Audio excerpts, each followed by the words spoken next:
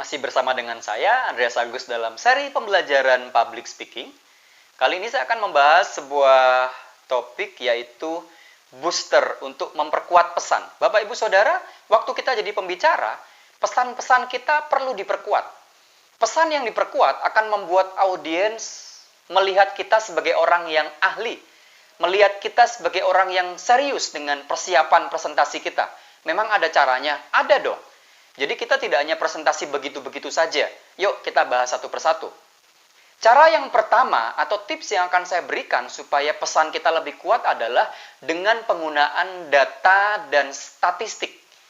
Kita menggunakan angka-angka, tetapi bukan sekedar kita mau menyebutkan itu, tetapi adalah hasil penelitian.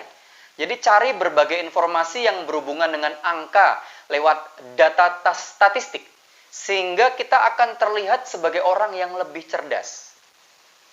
Saya akan menyebutkan beberapa kalimat dan kita akan bisa tahu bedanya.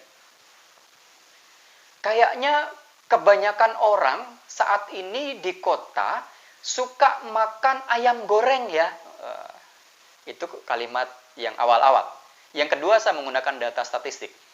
Menurut penelitian lembaga ABC, di tahun 2019, 70% orang di perkotaan suka makan ayam goreng.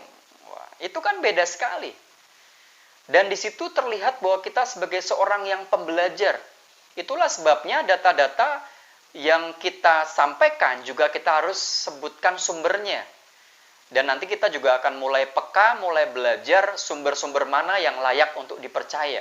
Jadi data-data yang kita keluarkan nggak begitu-begitu saja, tetapi menggunakan data statistik. Yang kedua adalah pendapat ahli atau hasil riset.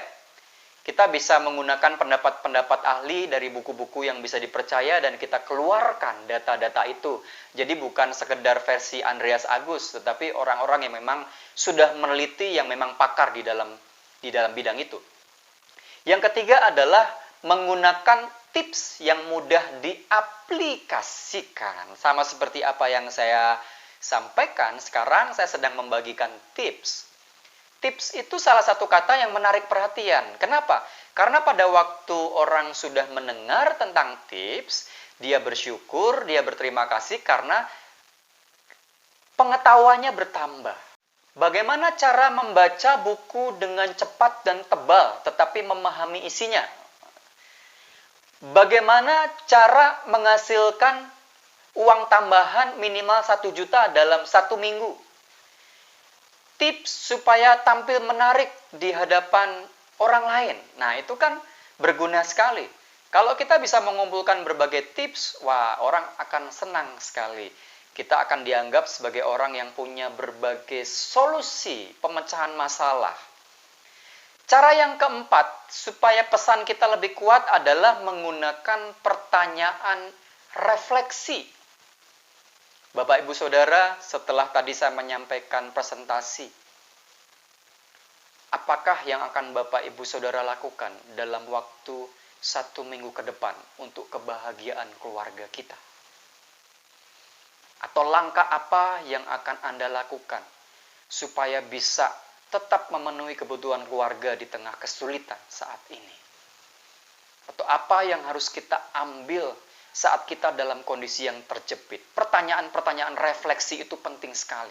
Atau saya pernah mendengar seorang pembicara, seandainya besok adalah hari terakhir kita, apa yang akan kita kerjakan hari ini? Wah, itu juga bisa bagus. Jadi pesan kita bisa mendalam. Dan pertanyaan itu akan terus direnungkan oleh audiens meskipun sudah tidak ketemu dengan kita, meskipun presentasi selesai.